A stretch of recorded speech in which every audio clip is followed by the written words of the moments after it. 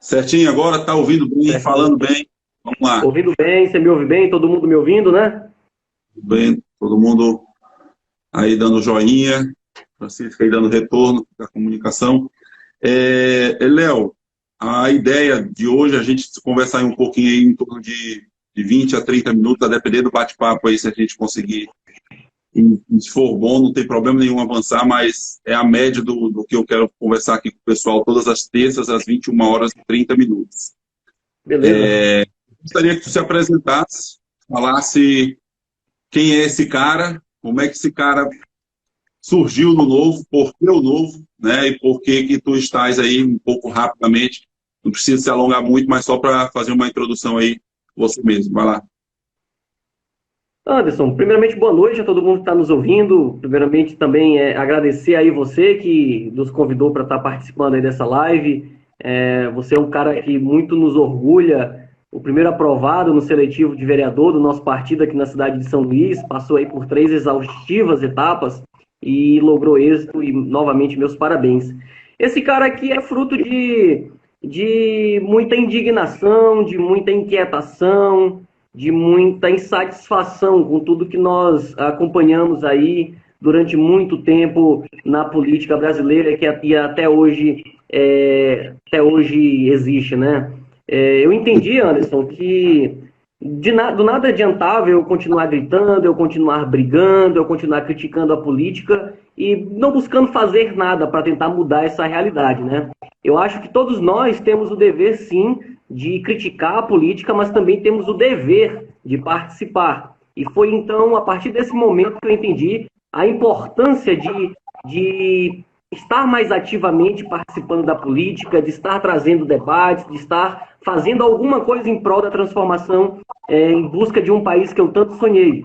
Eu entendi que esse país que eu sonho, que esse país que eu quero, não vai vir dos políticos que aí estão. Então é necessário que pessoas novas, pessoas com novas ideias, novos pensamentos, passem a se manifestar, a fazer parte de fato da política brasileira.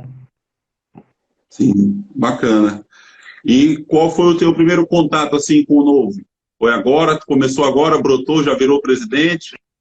Como é que foi? Nada. Aqui no Novo isso não funciona, não. Aqui no Novo ninguém chega de paraquedas e já senta na janela, né? Como o pessoal costuma dizer. O Novo eu conheci antes, em 2018, ali naquele período de pré-campanha, quando o João Amoedo estava propagando as ideias liberais do nosso partido. Então, a partir de então, eu comecei a acompanhar um pouco mais o João, me encantei ali com aquelas proposituras que ele estava sempre trazendo, né, de uma nova política, sem participação, sem custeio de dinheiro público, enfim, uma verdadeira renovação. Então, 2018 eu começo a conhecer o Novo, procuro entender um pouco mais o que é o Novo, que é um partido político, né, e conheci o Darcy, que até então era o líder, que conduzia esse processo até aqui, até a estruturação do Novo. E então comecei a participar ali dos eventos, da campanha do João, e de lá para cá me filiei logo em seguida, e de lá para cá venho aí perdendo algumas noites de sono em prol do êxito desse partido aqui no estado do Maranhão, né? Só para fazer um certo resumo, hoje você falar que você faz parte de um partido político é algo que vai praticamente em desencontro com aquilo que a sociedade pensa, porque a sociedade hoje tem nojo da política, né? A sociedade, ela, antes acho que está reverberando um pouquinho o áudio, está com algum... Pois bem, então é importante lembrar ali que após o período do regime militar, ou ditadura, como bem você queira interpretar, o que se tratou aquele período de 20 anos, a sociedade estava ali clamando por instituições partidárias, estava clamando por maior participação na política brasileira, e os partidos políticos foram vistos como instrumentos capazes de conduzir essa mudança, né? essa voz, trazer essa voz das pessoas para a ativa. E as instituições partidárias já foram muito acreditadas no Brasil, principalmente ali nos primeiros anos da década de 90. Mas, por conta de diversos fatores, escândalos, as instituições partidárias foram perdendo a credibilidade, né? Então, por isso que eu digo, fazer parte de uma instituição partidária hoje é algo muito desafiador e que vai totalmente aí ao desencontro do que grande parte da sociedade pensa de política. Mas vamos dar continuidade aí à temática que você quer que a gente conduza aqui hoje. Só interessante que é tudo gratuito, né, cara? A gente faz porque, enquanto eu também estava aí na direção, acompanhando na direção, na realidade, era tudo na esperança de melhorar, na esperança de mudar, tudo de forma voluntária, em busca dessa melhoria. Mas vamos lá para a pauta de hoje, que é um tema que, enquanto eu estava na gestão assim da expansão do partido aqui no Estado, muitos municípios me procuravam para pegar o partido e ter as eleições, candidatos nessas eleições de 2020. Aí eu explicava toda a situação, as metas que o partido tinha, e é justamente sobre esse princípio da visão de longo prazo que o Novo tem, que eu gostaria que tu dispusesse um pouco, falasse um pouco sobre essas metas que a gente teve, né? A meta de quantidade de filiados mínimos, a meta de receita, e desde quando? Que a gente não começou a ter as metas agora, 6 meses antes das eleições. A gente já está há um bom tempo, desde o final das eleições de 2018, na luta, em busca de conseguir uma cidade, pelo menos, no Estado, para a gente ter candidatos. E aí esse ponto é importante, porque muitas pessoas ainda querem o Novo nessas eleições em outras cidades. E a gente sabe, aqui no diretório, que a gente já não pode mais, mas é importante deixar isso claro. Anderson, o Partido Novo, ele tem como uma de suas, assim, dos seus valores, né, aquilo que nós identificamos como sendo uma visão de longo prazo. O que significa essa visão de longo prazo? É que nós não, digamos assim, queremos pegar atalho para chegar naquele nosso objetivo. Nós estamos dispostos, sim, a pagar um preço para chegar onde queremos estar, ou seja, ocupando cargos na política brasileira. A visão de longo prazo, antes, ela tem 2 eixos, assim, que eu interpreto, que é tanto um interna corporis e outro externa, ou de forma externa, ou seja, você falando também sobre o cenário do governo, né? Quando a gente fala interna corporis, quando a gente fala do partido em si, a visão de médio e longo prazo está mais nessa pegada que eu tô trazendo aqui para vocês.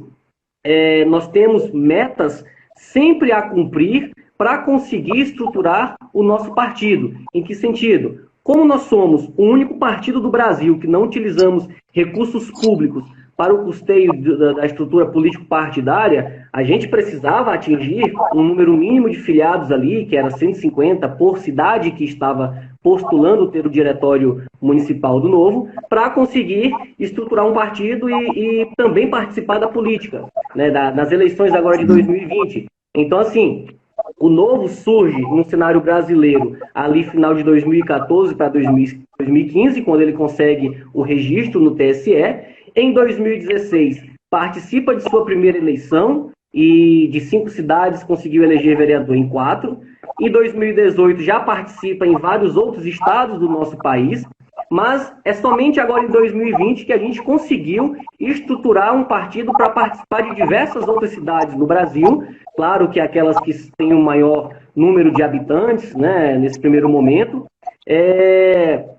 Então, nada aconteceu no estalar de dedos, do dia para a noite, foi um trabalho gradual e bem construído. Sempre se buscou aqui no partido trabalhar a base para começar a edificar ali uma construção de maneira bem coerente, bem sólida. Então, essa questão da visão de médio e longo prazo, ela se resume em não pegar atalhos, em não pagar qualquer preço para estar na política, certo? Então, à medida em que a gente abre mão de fundo partidário, à medida em que a gente faz um processo seletivo para a escolha de candidatos, a gente está dizendo não a um modus operandi tradicional que vinha se perpetuando na política e estamos falando que estamos dispostos a crescer gradualmente, mas sem perder a coerência, sem perder os nossos princípios, sem perder os nossos valores. O João Anderson, ele fala uma frase que sempre me chamou bastante atenção, que muito mais importante do que dar certo é fazer o certo.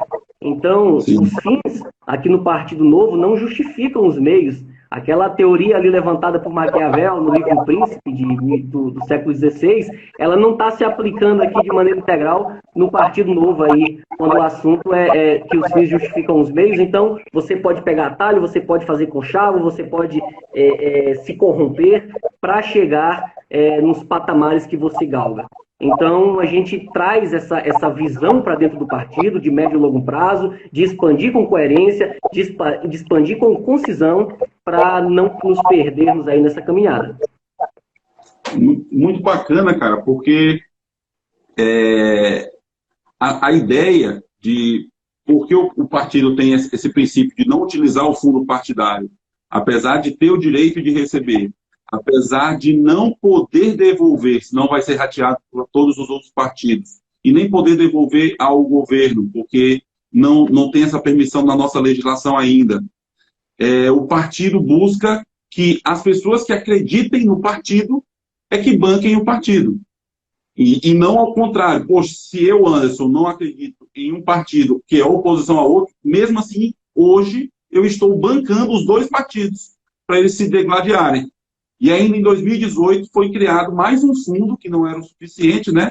O fundo partidário, criaram mais um fundo, que era o fundo eleitoral, para bancar estritamente as campanhas. E aí em 2020 o montante é de 2 bilhões de reais, o que é muito alto, ainda mais nesse momento que estamos vivendo aí de necessidade de muitos recursos na área da saúde pública, que está deficitária e a gente precisa mais desse investimento.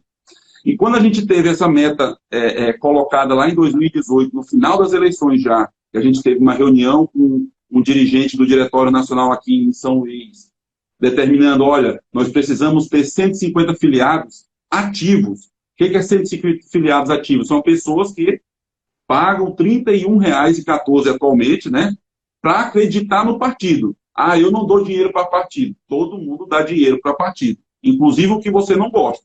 Os faz não ver, mas que esse dinheiro chega no partido, chega. Porque eu estava refletindo sobre isso, inclusive, só fazer um parênteses aí na tua fala, se a gente hoje, vocês sabem que o fundo partidário e o fundo eleitoral, somados, eles estão aí na casa dos 3 bilhões de reais, né? 3 bilhões, a gente não está falando de milhão, a gente está falando de bilhão. Então, esses 3 bilhões, se a gente dividisse aí, fazendo uma matemática muito simples e não científica, tá, pessoal? Se você dividisse 3 bilhões por 200 milhões de habitantes, você teria aí uma fração bem significativa de recursos que você investe na política. Não é muito, mas, não sei, se alguém pudesse fazer um cálculo aí rápido pra gente, mas você indiretamente, você está investindo na política de diversos outros partidos e partidos quais você muitas vezes não acredita nem na ideologia. Você não comunga daquela ideologia, daquele tipo de pensamento, mas o dinheiro está saindo do seu bolso. Então, o Novo, quando vem participar da política, ele traz essa pegada, né, Anderson, de falar, não, aqui só investe dinheiro quem acreditar nessa ideologia, nessa maneira de se fazer política.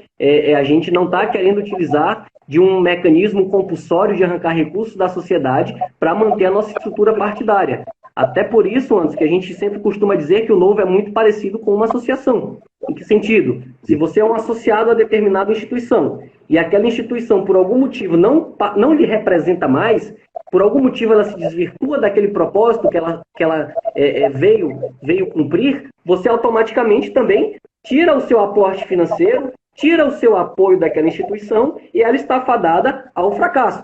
Assim também é muito parecido ao Novo. Se a gente não se mantiver firmes naquele propósito, naquilo que a gente pensou de política e que reza no nosso estatuto, com certeza nós perderemos todos os nossos apoiadores.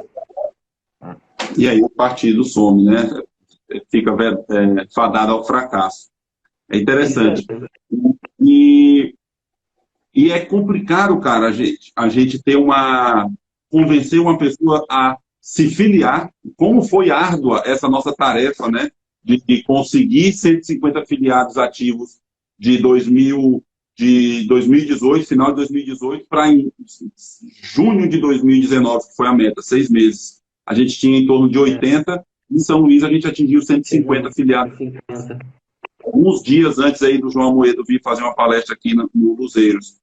E aí, convencer as pessoas hoje para o Novo, para acreditar na fala, nas propostas, nos princípios do Novo, não está tão complicado como era lá em 2016 para os outros candidatos, para os outros associados, filiados, porque a gente não tinha nenhum exemplo.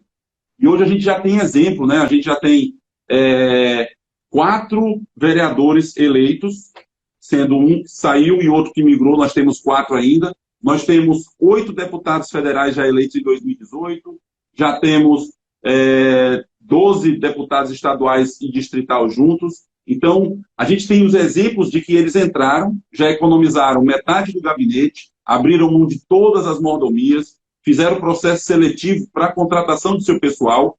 Por exemplo, quem vai trabalhar comigo na campanha, ele não tem garantia de que vai ter cargo no gabinete, porque não é assim que funciona aqui. A pessoa que quer trabalhar comigo vai trabalhar por conta de acreditar que vai dar certo. E aí, nos gabinetes, vão entrar pessoas que são qualificadas, que podem ser, inclusive, pessoas que eu conheço, amigos meus, mas que sejam qualificados para exercer aquela função que o cargo lá no gabinete determina. E é uma das situações que a gente tem de trabalho, né? Eu vi aqui abaixo que deu R$ 15 aí por habitante, né? O Cidinho aí fez o cálculo. Valeu, Cidinho. Então, se a gente pegar esse cálculo que o Cidinho fez, claro que proporcionalmente, alguns pagam mais, outros pagam menos, mas ninguém fica de fora dessa conta. Todos estão financiando os 36 partidos políticos que hoje existem aqui no Brasil, né? Todos aqui estão dando a sua contribuição para manter, digamos, se você não concorda com o PT, você está sendo um financiador do PT. Enquanto o fundo eleitoral e partidário ainda forem realidades no Brasil, você estará financiando. Mas antes, pegando um gancho aí que tu estava falando das dificuldades, uma mensagem que eu quero trazer aqui, acho que até antes de abrir perguntas para o pessoal, é que o Novo vem sendo construído sempre com o trabalho de voluntários, né?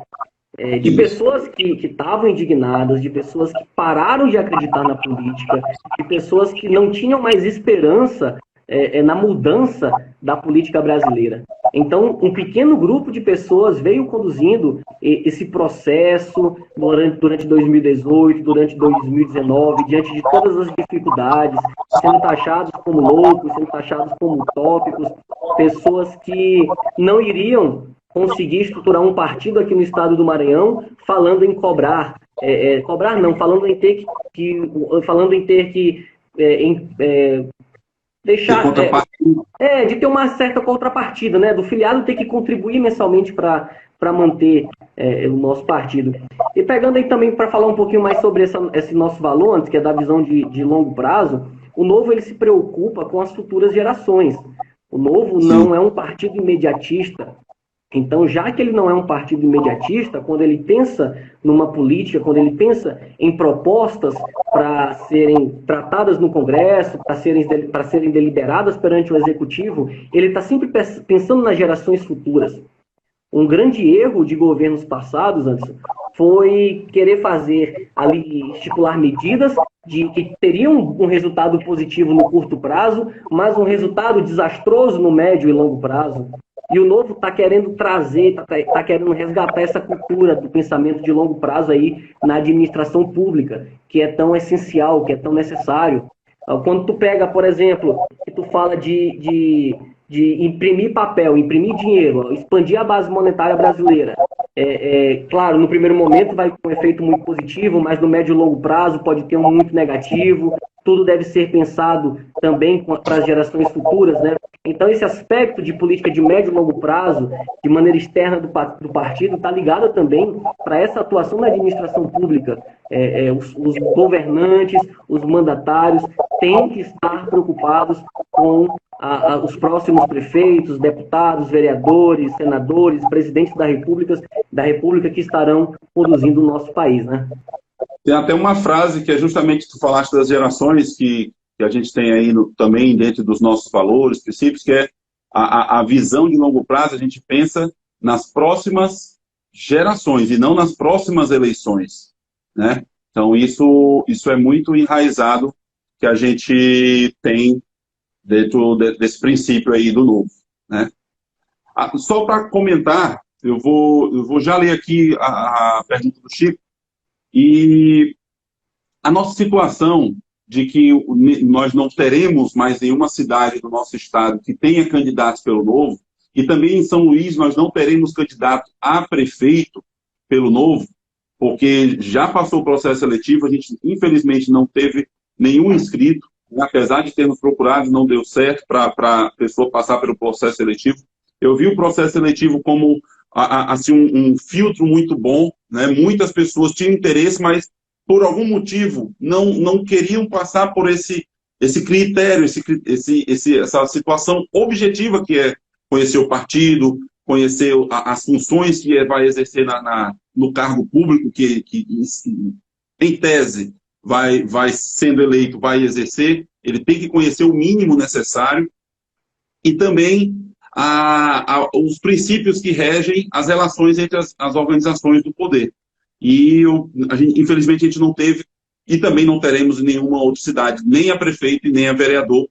Mas a ideia para termos nas próximas eleições, já pensando em situações futuras, a pessoa tem que começar hoje. Tem que começar um trabalho como, por exemplo, o Darcy começou lá em 2014, 2015. Queria muito que tivesse 2016, mas certamente já sabia que não teria, porque era uma base do partido que tem essa visão de longo prazo. Tentou, fez um ótimo trabalho para tentar em 2018, também não tivemos em nenhum município, em nenhum cargo político em 2018 tivemos representantes para votarmos pelo Novo aqui no Maranhão. Mas tivemos uma votação muito boa para o candidato a presidente, que foi João Amoedo, e muito expressivo foi a representação de termos pelo menos um voto em cada cidade no nosso estado.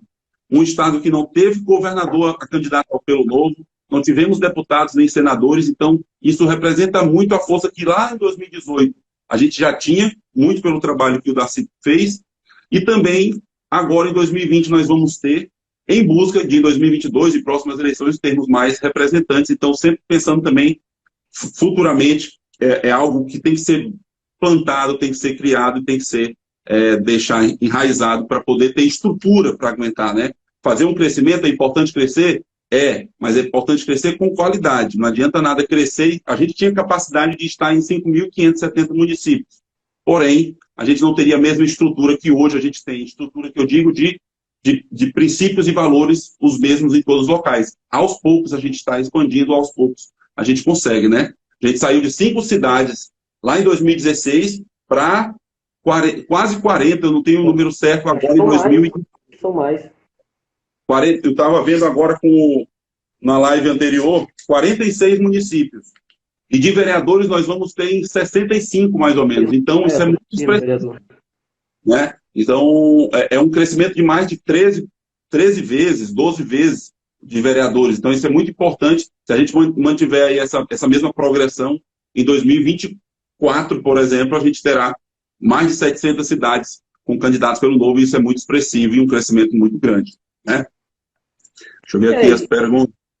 Diga aí, pode falar. Olha, e sem se desvirtuar de seus propósitos, né, Anderson? Você sabe, você participou também da gestão do partido, você viu que se quiséssemos estar aí pelo menos metade dos 217 municípios aqui do Maranhão, com toda certeza já estaríamos, mas aí a gente faz aquela pergunta, né? Será que valeria a pena? Será que seria o certo a se fazer? Será se o Novo não iria se perder aí nesse caminho?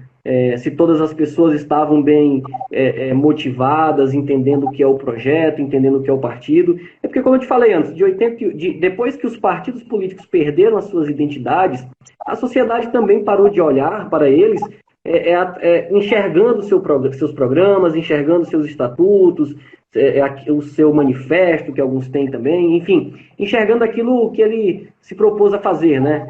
E aí as pessoas muitas vezes estão procurando hoje um partido apenas para ser um mecanismo de ascensão aos cargos políticos. E o Novo está vindo aí na contramão, o Novo está querendo resgatar, está querendo trazer de novo essa fidelidade, no sentido de que se o estatuto está falando uma coisa, se o programa partidário está dizendo algo, se os valores do seu partido são esses, então você tem que estar estritamente alinhados e seguindo e cumprindo aquilo que está ali escrito, né? Então a gente está querendo resgatar novamente esse sentimento. Mas uma mensagem, não sei se tem gente do interior aí nos ouvindo nesse momento, de outras cidades do Maranhão, nós estamos dialogando sim, Anderson, com algumas pessoas, alguns filiados, que mesmo sabendo que não terão candidatos pelo Partido Novo na cidade deles, permanecem filiados, permanecem propagando o Partido Novo, os seus ideais, e a gente vem dialogando com essa turma para a gente estruturar aí núcleos para estarem trabalhando visando 2024. Claro, nós teremos agora 2022, né? Mas posteriormente 2024. Então, o Partido Novo, como a gente sempre vem falando aqui agora, respeitando essa visão de longo prazo, sem pegar atalhos, vai crescer no estado do Maranhão, vai se consolidar, mais do que já está estabilizado e consolidado, mas para a gente chegar lá, a gente precisa muito do apoio das pessoas, muito do apoio daqueles que querem romper com um jeito velho de se fazer política aqui no nosso estado. Maravilha. Só para responder o meu amigo Chico, Francisco Gaglianoni, ele é auditor do Ministério do Trabalho, a gente trabalhou junto lá em Joinville, e a filha dele, salvo engano, o nome é Bruna Gaglianoni, ela é bailarina do Bolshoi, uma grande representante brasileira, fez o balé lá em Joinville e está lá na Rússia. Eu acho que ela está lá na Rússia, né, Chico? Mas falando da pergunta do Chico, a gente não tem... Eu sou servidor público, né? Mas a gente não tem o servidor público como inimigo. Porém, a gente estava tratando nessa pandemia, quando começou lá em metade de março, praticamente muitas empresas já começaram a fazer programas de demissão ou de suspensão de trabalho, e depois teve a medida provisória do presidente. E muitos trabalhadores autônomos que nem são empresários, não têm empresas, eles começaram a não ter a renda, né? Então, eles já perderam os rendimentos lá atrás. Não aparece, mas em Moscou, né? Na Rússia, Moscou. Não aparece nas propostas, porque a mídia, não vou falar de mídia porque parece que a gente está falando essas coisas, né? Mas a publicação aparece que o Novo só estava contra o funcionalismo público, e a gente não está contra o funcionalismo público. A gente queria cortar dos políticos primeiro, na ordem, para tirar as regalias, porque a gente, como representante do Novo, algum mandatário, a gente tem que abrir mão de todas as regalias. Então, esse é o primeiro princípio do Novo. Quando entrar, abrir mão de todos os auxílios, o que tiver. O salário vai receber e no gabinete pode contratar no máximo a metade. Então, já é uma economia grande, que se todos os 513 deputados fizessem, mais os 81 senadores, daria uma economia durante os 4 anos aí de mais quase 6 bilhões de reais que foi orçado. Mas tudo bem, era buscar primeiro diminuir esses gastos dos políticos, depois o alto funcionalismo público, que a gente teria os ministros do Supremo, de todos os tribunais, todos os ministros dos ministérios, que tem o teto constitucional também. Aí entraria juízes, promotores, desembargadores, e dentro dos critérios que um trabalhador na iniciativa privada, que é a limitação do INSS, que é de R$6.000. Então, quem recebesse até R$6.000 não teria redução temporária, né? A ideia era redução temporária. Porque quem é trabalhador na iniciativa privada já perdeu o que tinha que perder, né? O servidor público está mantendo. E é tranquilo para a gente ficar em casa recebendo os vencimentos. Apesar de estar trabalhando. Estou até trabalhando, fazendo bem mais coisa do que eu fazia lá presencialmente. Mas é muito diferente a gente fazer essa comparação. Então, a gente buscou essa situação para podermos baixar do funcionalismo público junto com os políticos. Não era só do funcionalismo público, não, que tinha.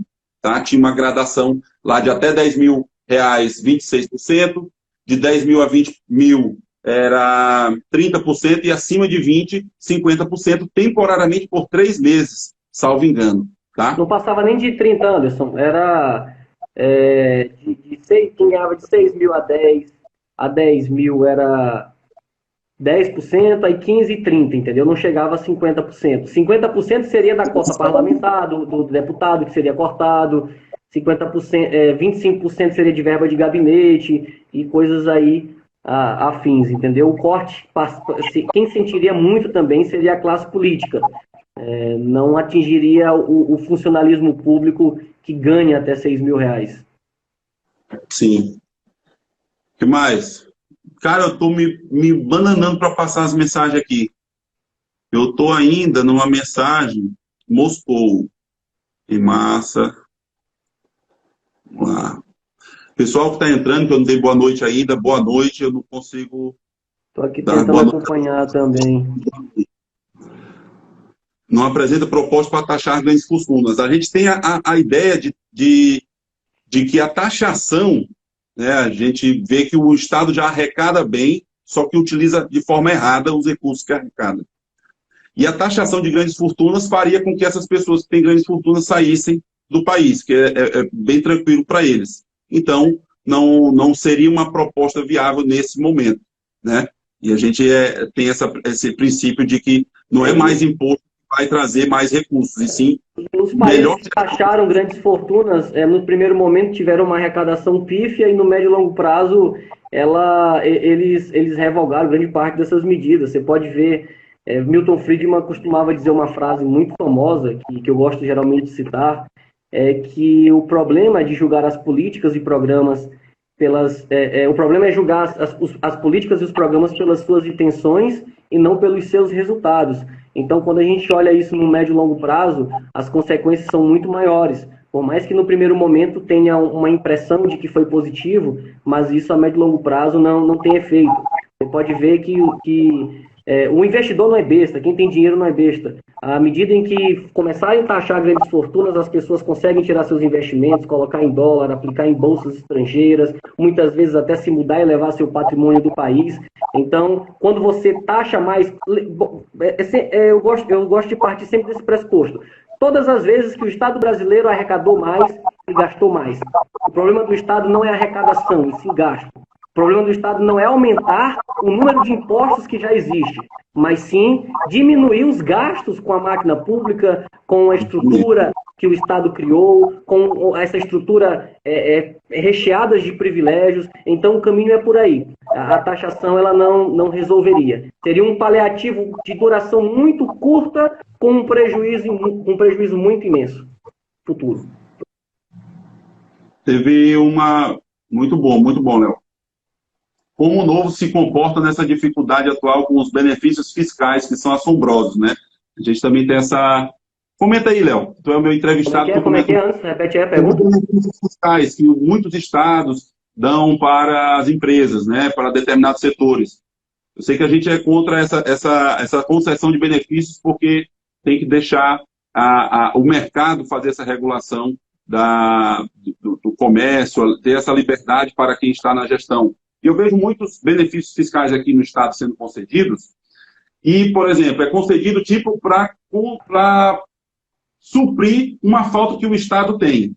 Por exemplo, o Estado faz licitação para oferecer remédio, para ter remédio nos seus hospitais. Não paga essas empresas que são contratadas e tenta amenizar esse não pagamento com a taxação menor.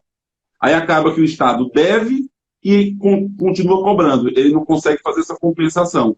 E compensa querendo dar mais benefícios fiscais. Eu acho que a gente tem essa base de que benefícios fiscais não são a linha para melhoria. Nós somos contra os subsídios, né, Anderson? Nós acreditamos que o caminho certo é diminuir os impostos, e não você beneficiar um determinado segmento da sociedade empresarial em detrimento de outras. Então, grande parte dos empresários estão pagando aí uma porcentagem X de impostos e outras estão pagando bem menos. Então, somos a favor, claro, de uma redução total de impostos da carga tributária, né, que é muito desgastante aqui no Brasil. Você trabalha, num ano de 365 dias, você trabalha 153 dias só para pagar impostos, e após o dia 153, o governo bate nas suas costas e fala: meu filho, como eu sou muito bom, agora o resto dos dias é com você. Ou seja, quase 6 meses para o governo, quase 5 meses para o governo, e o restante você pode aí trabalhar para o seu sustento. Então, o caminho não é aumentar impostos, é sim diminuir impostos, não é subsidiar, é sim que todos tenham aí um mesmo ponto de partida, né? Nós somos a favor de uma igualdade no sentido de ponto de partida, não de alguns tendo privilégios em detrimento de outros. Eu vi aqui que uma pessoa perguntou, antes, deixa eu tomar aqui a liberdade, perguntando se o Novo é contra o conservadorismo. Só dar um abraço aqui no Neto Ferrari, que disse que passou no concurso por causa das minhas aulas. Eu tenho que agradecer aqui, não tem jeito. Parabéns, lá na Câmara. Obrigadão, cara. Um abraço. Diga aí, vai lá, né? Quem perguntou foi o William Medeiros. Acho que esse cara é um colega meu, não sei se é impressão minha. Mas só respondendo, se nós somos contra o conservadorismo, nós não somos contra nem a favor.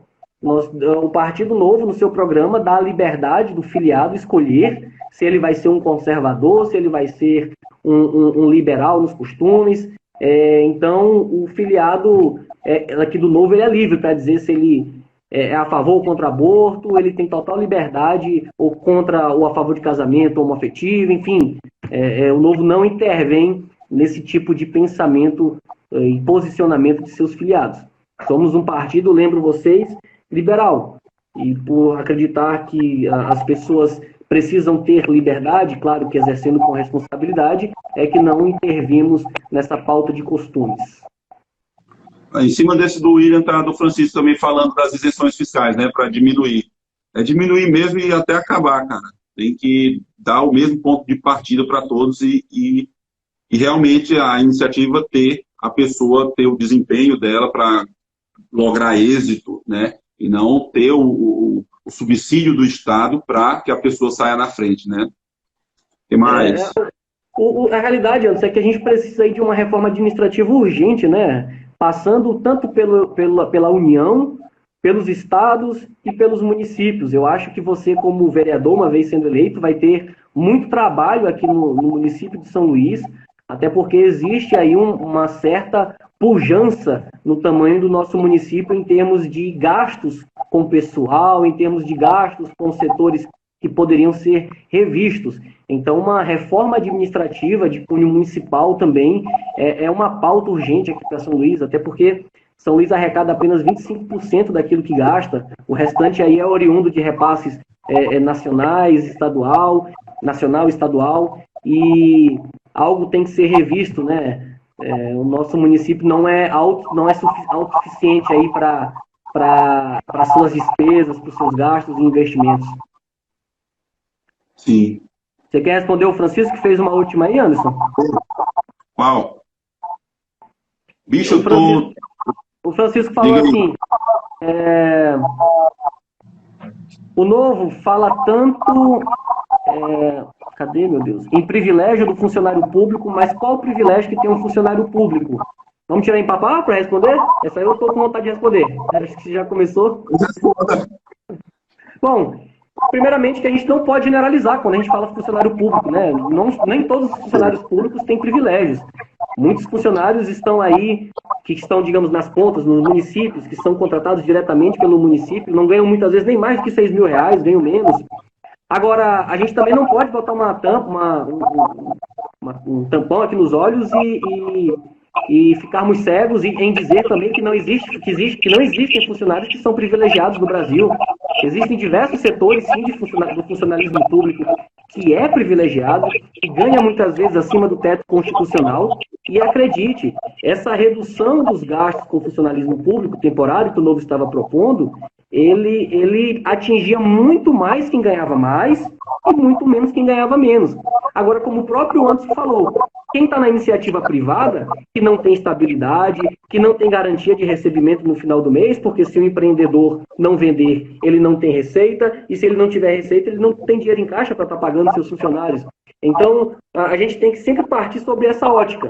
O funcionalismo público está com seu salário garantido no final do mês e existe sim uma grande casta privilegiada, mas claro, não é toda a maioria. Então por isso é necessário dosar. O nosso discurso ele é sempre dosado. Quem ganha menos, claro, não pode ser taxado. Quem ganha taxado não tem que ter perda temporária nos seus rendimentos. Quem ganha um pouco mais tem uma certa alíquota e quem ganha muito mais também são cortes mais significativos, chegando aí na ordem de 30%.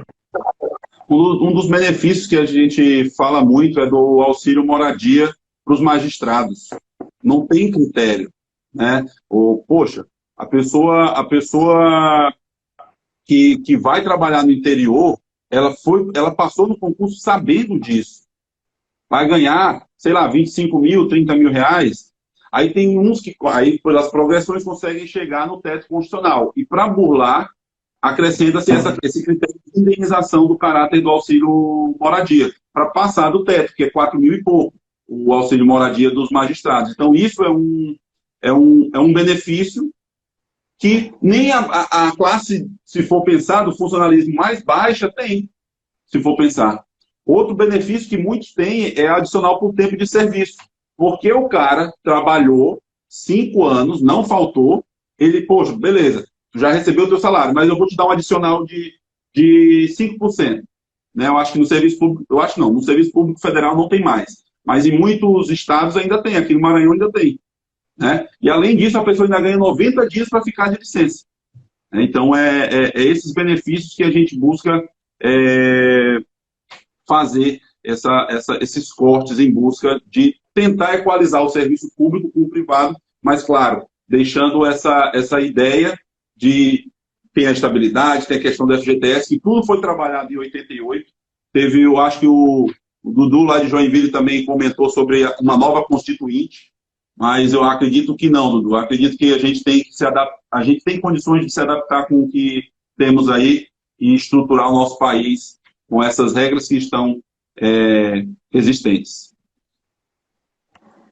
Vamos lá. O que mais?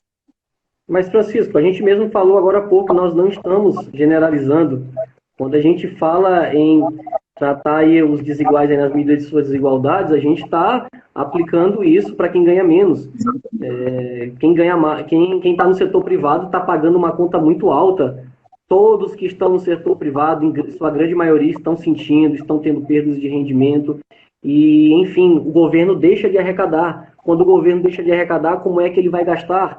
Então, a gente está falando de macroeconomia, a conta no final de tudo aí não fecha. O governo vai fazer o quê? Vai imprimir papel?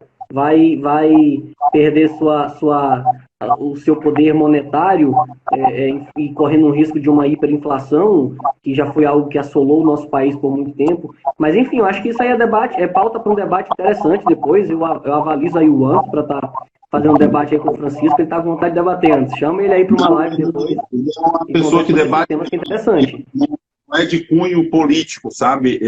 Eu conheço há muito tempo, ele é crítico de um lado e de outro, ele não é questão dele ter lado, ele é crítico, entendeu?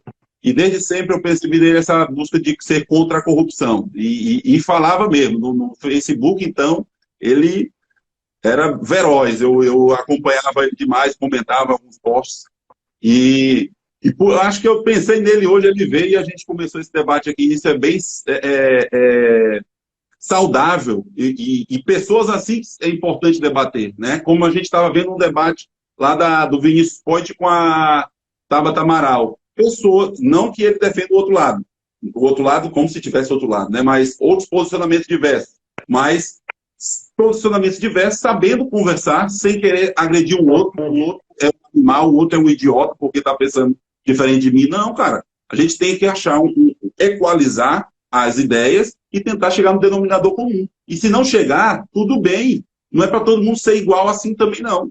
Eu concordo com uma coisa, você concorda com outra. Não está batendo? A gente tem que se respeitar. O princípio de tudo é ter respeito um pelo outro, né? Respeitar as ideias. E antes, lembrando sempre, né, que é importante sim a participação do cidadão, independentemente aí do viés ideológico que ele acredita. É importante o cidadão não ficar calado e quando for falar de uma maneira inteligente, porque assim, não adianta nada a gente ficar só reclamando de política nas esquinas, não adianta nada a gente só ficar criticando na internet, mas não buscando alternativas, não buscando debater, não buscando fazer parte do jogo democrático. É importante, sim, darmos a nossa contribuição, ou através de um partido político, ou de uma outra forma, encontre outras maneiras de pressionar seu parlamentar, aquele que você votou, ou que não votou, mas que é do seu estado. Tem como, sim, a gente conseguir transformar a nossa sociedade, muitas vezes até sem ter um mandato. Mas o que nós não podemos mais, Anderson, é continuar aí de braços cruzados e aceitando tudo de goela abaixo, como vinha sendo empurrado aí anos passados e até agora, às vezes, ainda continua para a população, né? É verdade. Cara, eu queria passar a noite aqui conversando, que essas conversas a gente vai amadurecendo, vai tendo mais ideias, só que já o Instagram aqui cai em uma hora, ele está caído, até porque está tendo live pra caramba, né?